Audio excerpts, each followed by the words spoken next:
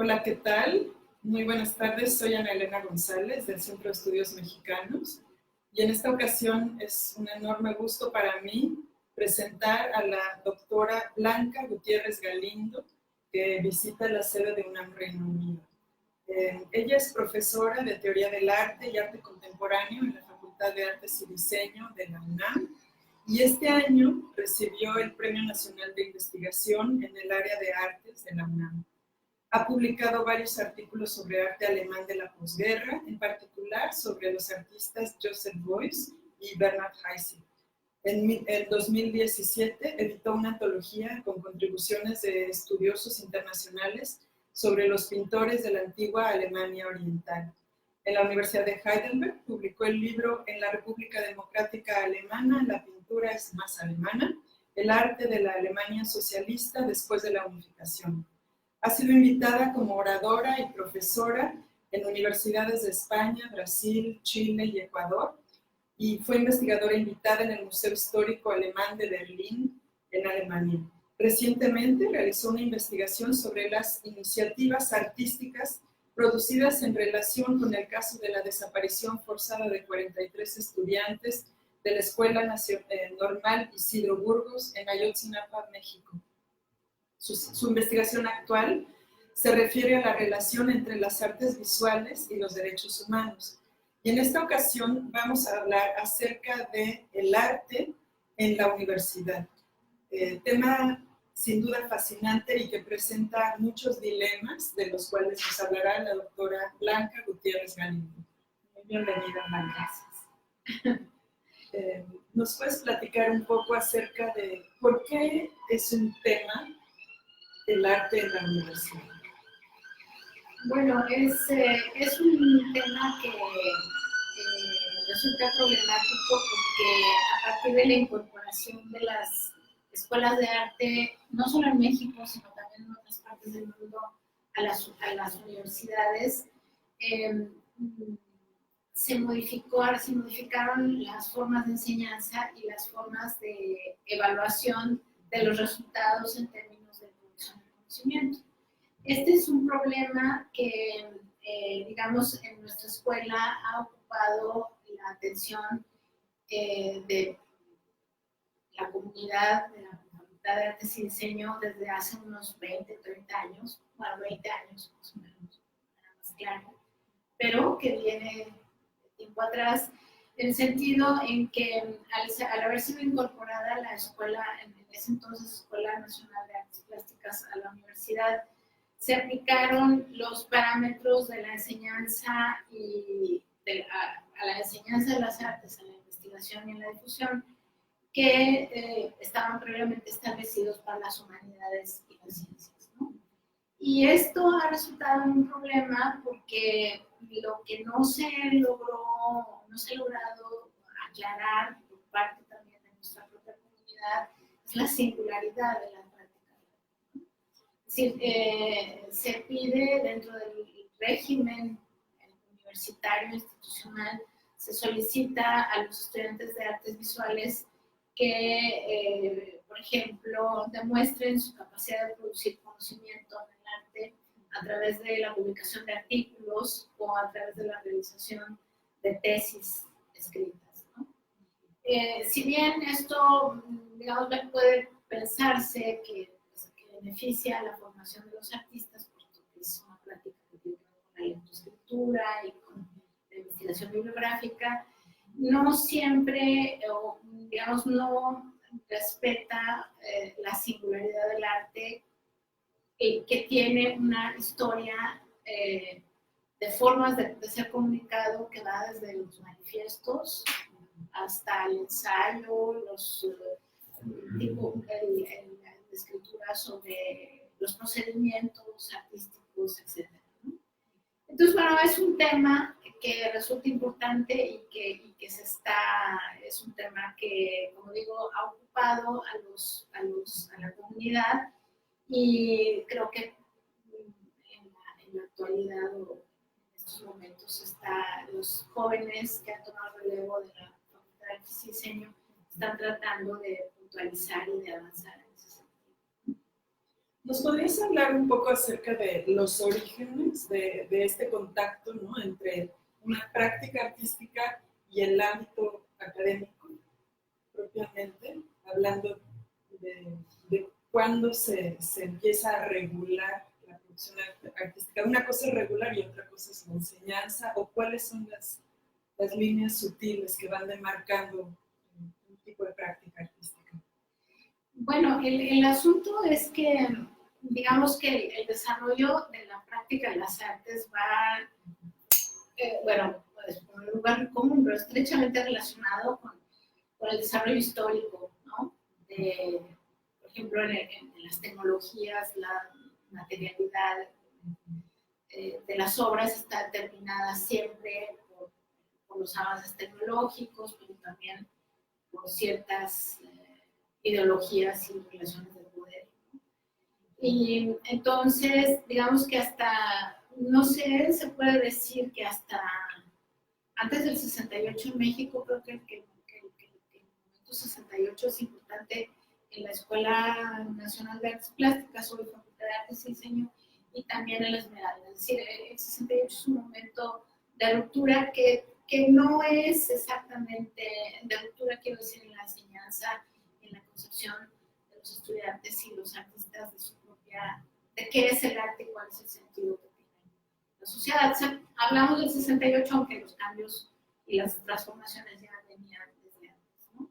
Pero digamos, eso es un momento en donde la enseñanza de las artes como bellas artes sufre un resquebrajamiento. Es decir, a partir de ahí se amplía de una manera muy importante la actividad artística, los materiales, las formas de hacer arte. Dicho en otros términos, dejan de ser dominantes la pintura, la escultura, y empieza a practicarse la instalación, el performance, en fin, artes o formas de hacer arte, modos de hacer arte que van a abrir el panorama, que van a ampliar y que van a configurar poco a poco un panorama bastante complejo de lo que hoy conocemos como arte contemporáneo. Y bueno, en esa medida, pues, los criterios para enseñar arte, tanto como para evaluarlo, insisto, porque yo creo que el problema de las artes dentro de la universidad es básicamente el problema de cómo se evalúa la producción de conocimiento desde el arte, ¿no? Porque la universidad tiene como función eso, producir conocimientos a través de la investigación, de la enseñanza, es decir, de las diferentes actividades sustantivas de la universidad, y no está muy claro si el arte, cuáles son las vías de comunicación de ese conocimiento que se produce en el arte, o cómo se produce dentro de un taller. Los estudiantes están haciendo una actividad de arte público, por ejemplo, de qué manera eso contribuye. Entonces, pero esto, digamos, esta ampliación del arte y esta complejización del arte, de las prácticas artísticas, en lugar de, digamos, llevar a una redefinición también de estos sistemas de evaluación y de las formas en que la universidad percibe el arte, llegó, creo que, a una etapa de confusión que creo que ahora se está discutiendo y que se va aclarando poco a poco, y que son los mismos artistas los que están tratando de hacerlo. Porque tiene que ver también con la actitud hacia el arte y la educación artística que se da a nivel primaria, a nivel secundaria y preparatoria, donde recuerdo los ideales de la revolución, ¿no? Alfredo Desmogar hace esta propuesta de aprender los diseños de las culturas prehispánicas, sí, incorporarlos a la expresión para tener una especie de alfabetización artística mínima, ¿no?, que está definiendo un corpus de alguna manera, claro, y que tiene que ver con construir identidad nacional, construcción de dignidad, etc. Claro. Bueno, eso tiene que ver más que nada con el programa de la posrevolución. Es un programa amplio, cultural, que le da a la práctica del arte una un papel importante en la construcción de la nueva sociedad. Y ese tema de desnugar, ese método, creo que más bien tiene que ver con, pretende una socialización del arte. Es bien interesante porque, bueno, es una época de entusiasmo, ¿no? De la revolución. Eso creo que ya los jóvenes no lo conocen. Hace muchos años que en la historia no hay momentos de entusiasmo semejante, ¿no? Y la idea de la socialización del arte tiene que ver con el hecho de que una concepción humanista del arte en donde se cree que la práctica del arte hace mejores a las personas, ¿no? Desde el punto de vista ético, desde el punto de vista social en general, ¿no? Y creo que en la actualidad no es que haya desaparecido totalmente este tipo de ideas acerca del arte, pero que se ha modificado. Digamos que la idea de una socialización del arte tendría más que ver con el arte público, con lo que en la Facultad de Artes y Diseño hay un departamento que se llama Arte y Entorno, que allí se agrupan las manifestaciones del arte que tienen que ver con la comunidad, con las comunidades dentro de la universidad o fuera también. Es un arte que tiene una dimensión social, que busca efectivamente diferente que desnugar, obviamente, pero que busca una socialización del arte con fines a una mejora de la vida. Sí. Pero, digamos, esa es solo una vertiente entre las muchas otras. O sea, y del arte, en el panorama del arte contemporáneo, hay tantas manifestaciones como problemáticas y medios posibles, ¿no? Y justamente esa proliferación es lo que pone en tela de juicio el hecho de que se pueda circunscribir a un ámbito universitario y para quien lo ve de fuera puede fácilmente no comprender cómo se justifica tal o cual expresión, y si es una singularidad total, entonces no hay manera de evaluar, no hay manera de enseñar. Exactamente. Sí, incluso hay una tendencia, o muchas personas que consideran dentro del mundo del arte que el arte nos enseña. Es decir, que prácticamente cualquiera, digamos, en el estado en que se encuentra el arte contemporáneo, cualquiera puede ser artista, digamos, que no necesariamente se requieren habilidades como las que se requerían cuando la enseñanza del arte y las artes estaban basadas en las bellas artes, ¿no? Es decir, no se requiere necesariamente aprender a dibujar o aprender ni siquiera a hacer buenas fotografías, ¿no? Y efectivamente eso pone en cuestión la existencia de las escuelas de arte, pero también, digamos, bueno, suscita una reflexión sobre la función del arte o el lugar del arte en la vida contemporánea, ¿no? Pero también lo cierto, bueno, eso es aparte, es como una nota aquí. Lo cierto es que desde los años 50 el mundo del arte euroamericano y también en México y en América Latina se revivificó, digamos, gracias a la participación o a la integración al mundo del arte de una serie de personajes que se convierten en artistas sin haber pasado por esas escuelas de arte. Es decir, esto no es un fenómeno actual, esto también ya tiene años, décadas, ¿no? Y gente que venía de la química, gente que venía de la ingeniería, en fin, hay muchos casos, o varios casos muy importantes, de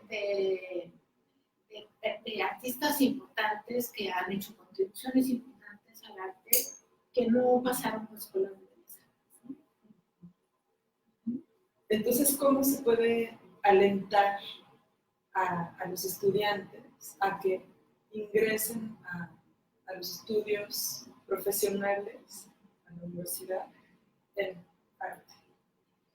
Bueno, es que yo creo que, y bueno, creo que es un interés, los estudiantes que entran es porque tienen un interés genuino. Antes, hace algunas décadas, en México existían los bachilleratos que tenían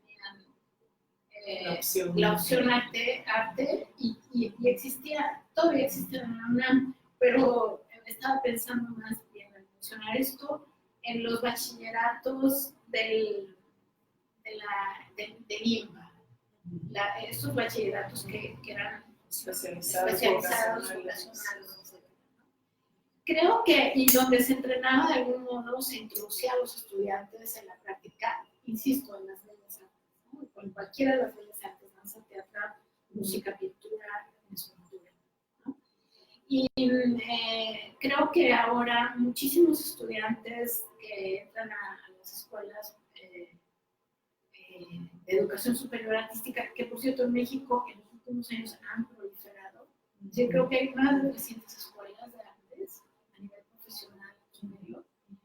Pero no sé si es exactamente esa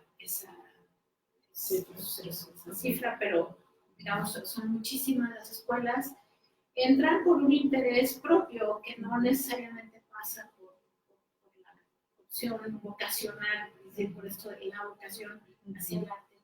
Es un interés que tiene que ver, que se ha diversificado también. ¿Y los egresados qué pueden esperar? ¿Se convierten en profesores a su vez de aquello que aprendieron o salen al mundo para ejercer los conocimientos adquiridos? Si es que hubo conocimientos adquiridos. Claro que hay, son dilemas, ¿no? Por supuesto que, digamos, justo eso, que bueno que lo mencionas así, porque es una de las cuestiones cruciales. O sea, tú dijiste si es que hubo conocimientos. Por supuesto que hay conocimientos que se imparten y conocimientos que se producen, ¿no? Y se producen de manera comunitaria, como en cualquier otra área de los estudios universitarios, ¿no? Que es comunitaria entre profesores, estudiantes, es decir, todos los agentes que actúan en la educación del arte, ¿no? Y los egresados, eso es una cuestión bien interesante en el arte.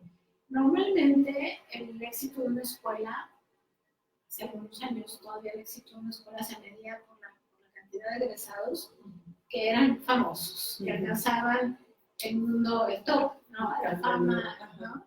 Entonces, ¿cuántos salieron de, bueno, nuestra escuela, que era la escuela más antigua de América Latina, de artes, que se fundó en 1781?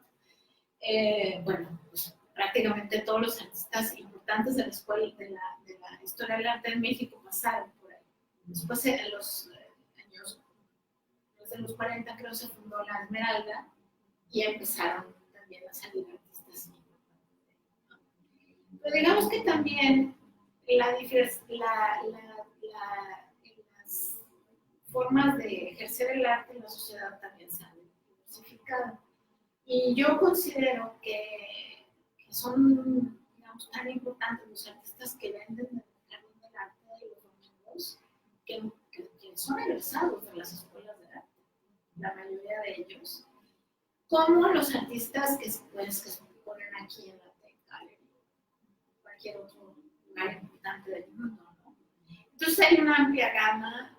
No se puede despreciar al alumno que, digamos, no tiene un renombre internacional y que produce obras para el arte. Es decir, son diferentes, digamos, desde la perspectiva de la sociología del arte, todas las formas en que el artista, después de haber estado en la escuela, produce arte son importantes, ¿no? Y una de ellas, yo creo que cada vez más generalizada, es el artista que se dedica a hacer estancias artísticas. Es decir, compañías multinacionales o gobiernos de los países dan ayudas económicas para que los artistas hagan estancias de 3 meses en un lugar, o etcétera. Y entonces hay artistas que van, digamos, que hacen una carrera de esa manera y que no necesariamente tampoco ya exhiben en galerías, sino que, por ejemplo, hacen una memoria de esa estancia, producen un cuaderno, un libro, y ese libro se distribuye o abren un portal en internet. En fin, hay una cantidad impresionante de medios de difusión o de exhibición del arte. Antes era la galería o el museo. Obviamente, la galería es el lugar privilegiado para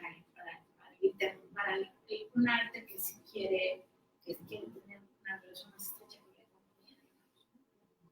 Y el museo también con el estatus. La galería y el museo tienen también que ver con el estatus y con la, digamos, con la creación de un capital simbólico en torno a la obra que después se va a traducir.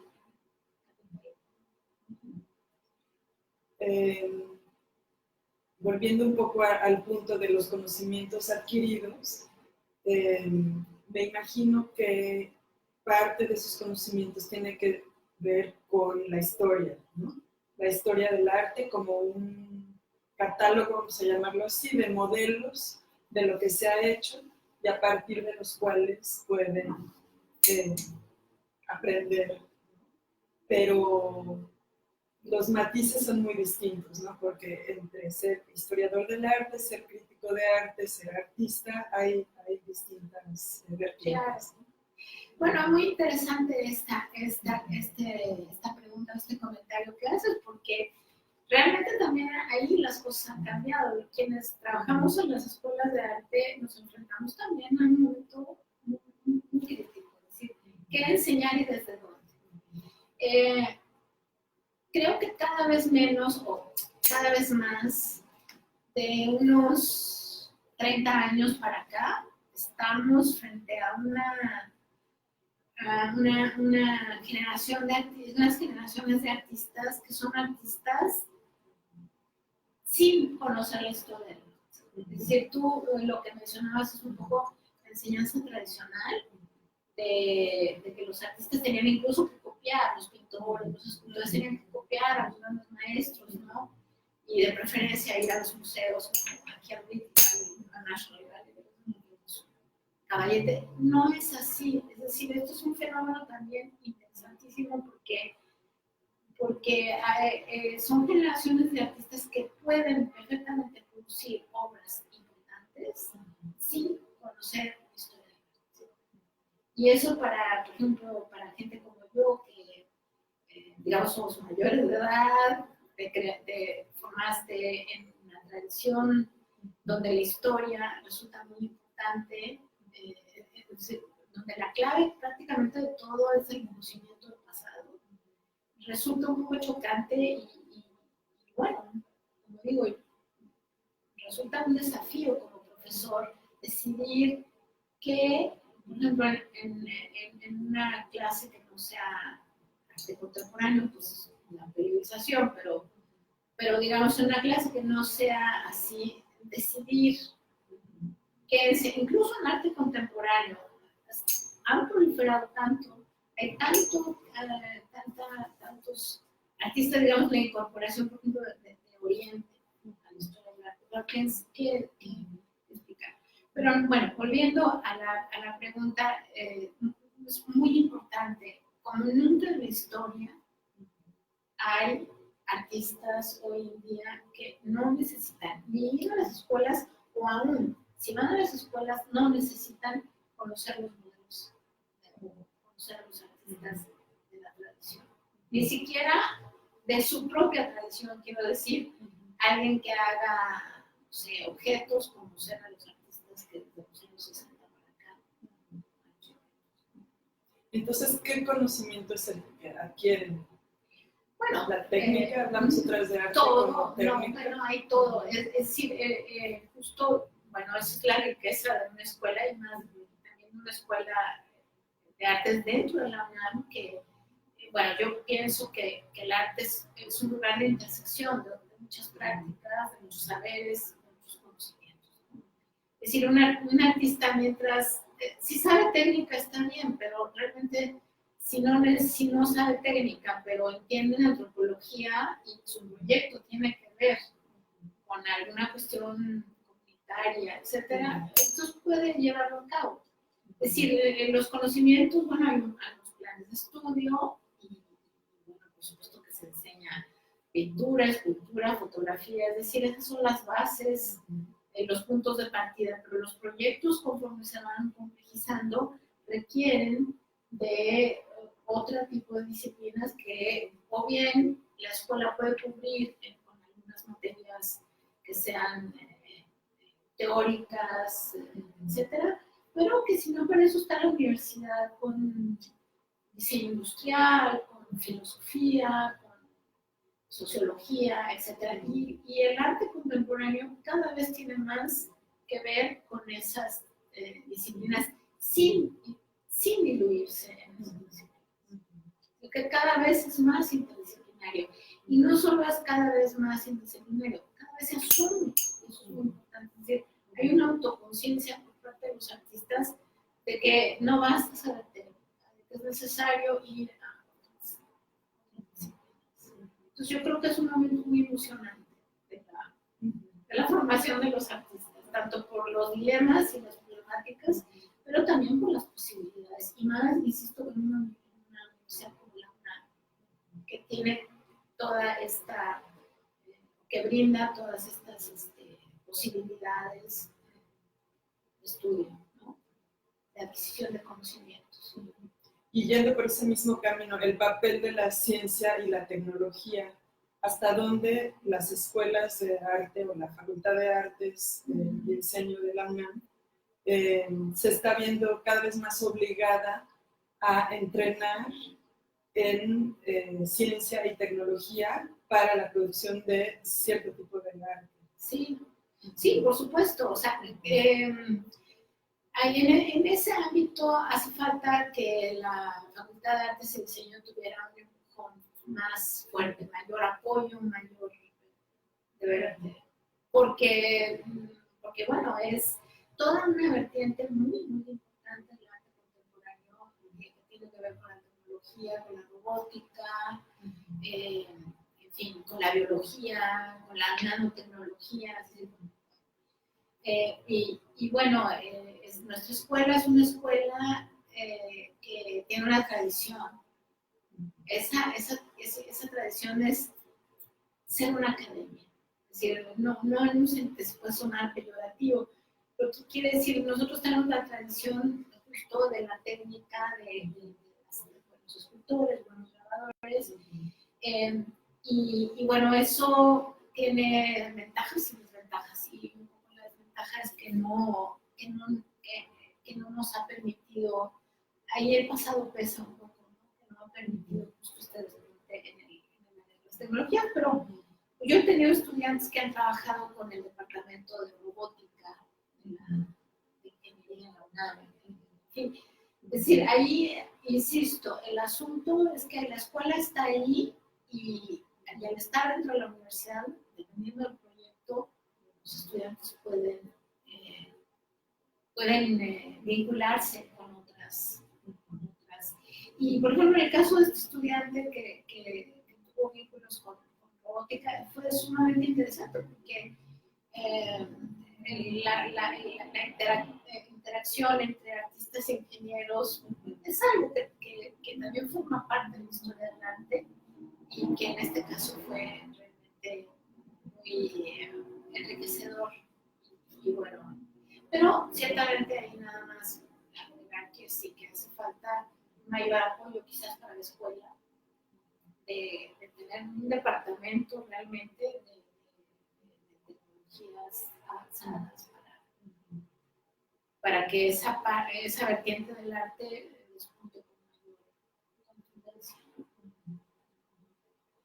Y hablamos hace un momento acerca de la manera en que el arte impacta a las sociedades en donde se genera. Dada la realidad que vivimos actualmente, ¿qué opinas acerca de la necesidad, yo creo que tan grande, de que esto suceda, de que se generen causas positivos para que demos el salto hacia mejores situaciones? Bueno, sí, yo pienso que el papel del arte o el papel que el arte desempeña en la sociedad también se ha multiplicado, ¿no? También digamos, hay toda una elaboración en torno a la importancia del arte que viene básicamente del siglo XVIII, el pensamiento alemán, que no necesariamente, o sea, de eso queda, de esa idea del arte queda, por supuesto, algo en el imaginario colectivo, incluso en las políticas culturales, ¿no? Pero también se ha diversificado y, digamos, un asunto importante quizás, se ha diversificado y se manifiesta en la relación en que el arte puede tener, no con la sociedad en general, sino con grupos específicos.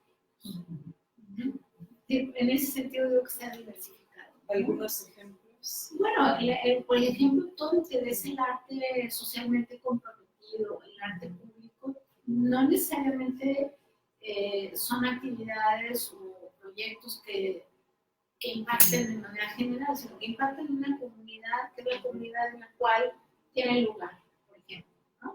Después se puede presentar en el museo y, en fin, tener catálogos, etc.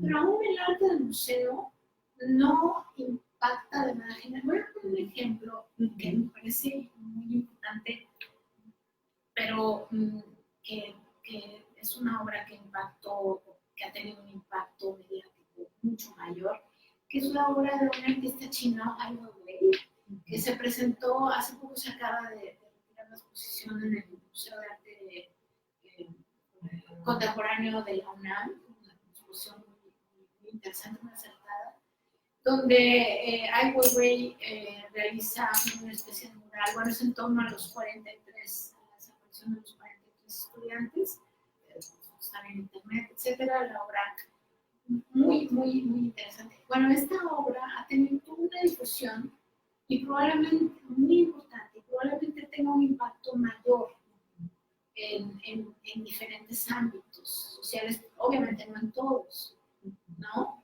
Pero, digamos, por ejemplo, yo ponía el ejemplo de estas obras de arte público, arte socialmente comprometido, que impactan en una comunidad. Bueno, quizá la obra de Ai Weiwei impacta en una clase media, estudiantil, gente que tiene acceso a ciertos medios, etcétera. Bueno, tiene un impacto mayor, pero tampoco, digamos, no se puede hablar, yo creo que no se puede hablar, como se hablaba antes, en términos generales del arte y la sociedad. O sea, ¿cuántos grupos hay dentro de una sociedad? Claro. ¿A quién le interesa qué del arte? ¿Qué llega al arte? Lo que hablábamos hace un momento sobre el arte callejero. Es decir, a lo mejor, bueno, los grafitis, etcétera, impactan la vida de las personas que viven en esa comunidad, no todo. Y quizás tampoco impactan la de nadie. Igual que la obra de Ai Weiwei o estas obras de arte comunitario. Es decir, creo que también en ese sentido las aspiraciones del arte de cambiar el mundo, transformar la vida, etcétera,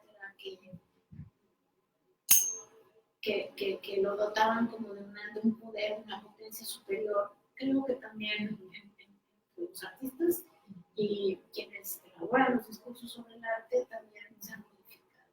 Y las expectativas, aunque existen, bueno, yo soy una persona convencida de que el arte es necesario. Es decir, yo he visto países, he visto ciudades en donde estoy convencida que la gente no necesita algo del arte. Uno lo puede constatar, ¿no? Viajando, pues ver comunidades donde la gente puede vivir sin arte, ¿no? Pero esa es una cuestión y otra cosa es tener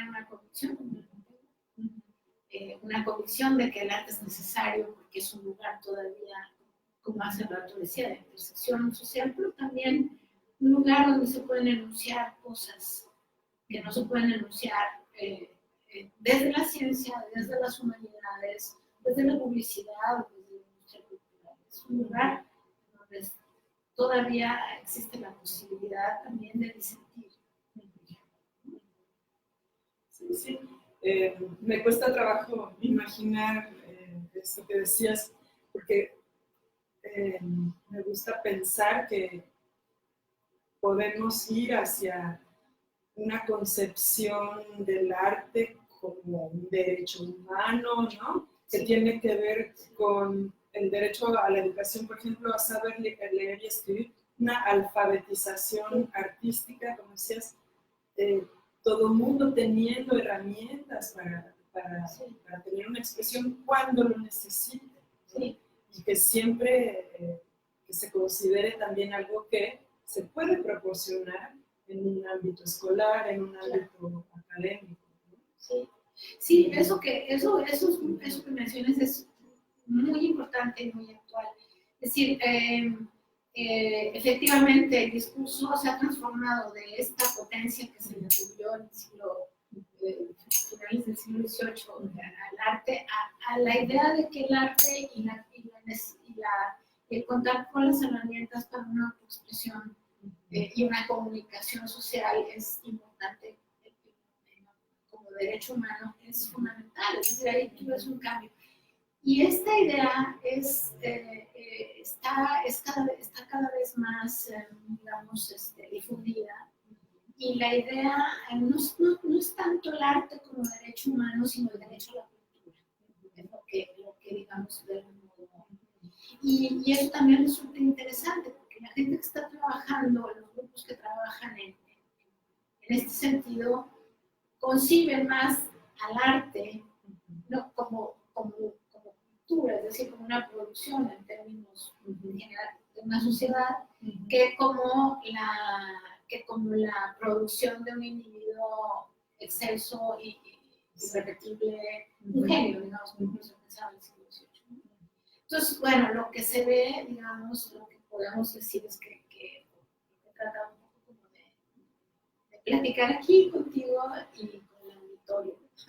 Es eso, o sea, es decir, que las transformaciones que han ocurrido en el mundo afectan las formas del arte y las formas de cómo se enseña y cómo se concibe y digamos, cómo se le asigna un lugar, una importancia social. Es decir, en el mundo hay muchas cosas y cada vez proliferan más cosas y más dispositivos. Y aquí tenemos, pero el arte creo que es una actividad que reviste una importancia mayor en términos, insisto, de la posibilidad de pensar un mundo mejor para todos. Sí, creo que aquí se encarna muy bien esa idea. Por un lado, la idea ignorante, ¿no? De que educar restringe, y por el otro, la idea de que restringir ayuda, ¿no? A un crecimiento. Restringir en el sentido de dar herramientas, quiere decir encauzar, ¿no? Restringir como crear un cauce que permita un florecimiento, porque si no hay ningún tipo de instrucción, entonces realmente hay un empobrecimiento, ¿no? Eso es como una paradoja que tiene que ver pues con teorías de la educación y demás, que pues estamos viviendo las consecuencias de ciertas posturas pedagógicas que se han llevado al extremo, ¿no? Bueno, y en ese sentido yo creo que, bueno, hace rato tú preguntabas, bueno, ¿qué se enseña? ¿Cómo se enseña el arte? En medio de todas estas problemáticas y estos dilemas, ¿no? Estos conflictos. Digamos, una cosa que ahorita que mencionabas esto, me vino a la cabeza es que los propios artistas han inventado, tal cual creado metodologías. Sí, sus propias restricciones. Eso es algo porque son genial. las que liberan, ¿no? Es eso, la restricción que libera. Sí. Es liberador. Y han sido los propios artistas que han cambiado, digamos, o que se han dado la tarea de ocuparse de la educación del arte. Y eso realmente, digamos, bueno, insisto, en el arte, la creatividad es la base todavía del arte. Uno puede ir a un museo y no establecer un diálogo con la obra que está en ese museo de arte contemporáneo, pero la base o el recurso fundamental del arte sigue siendo la creatividad, y esa creatividad opera sobre la propia actividad que está constantemente transformándose y constantemente buscando vías de creación nuevas, ¿no? Entonces, me parece, insisto, y eso también las escuelas de arte dentro de las universidades, con todas las problemáticas que puedan tener dentro y fuera, son también un reducto, un lugar de creatividad concentrada. Por supuesto que hay creatividad en todas las demás disciplinas, pero digamos que en el arte esa creatividad se usa, insisto, sobre sí mismo. Excelente. Pues yo creo que es un buen punto, una buena idea para llevarnos y concluir esta fascinante conversación. Te agradecemos mucho realmente, Blanca, tu participación y colaboración con UNAM Reino Unido, también para inspirar a más colegas a visitar esta sede que es suya. Y bueno, muchas gracias. Gracias.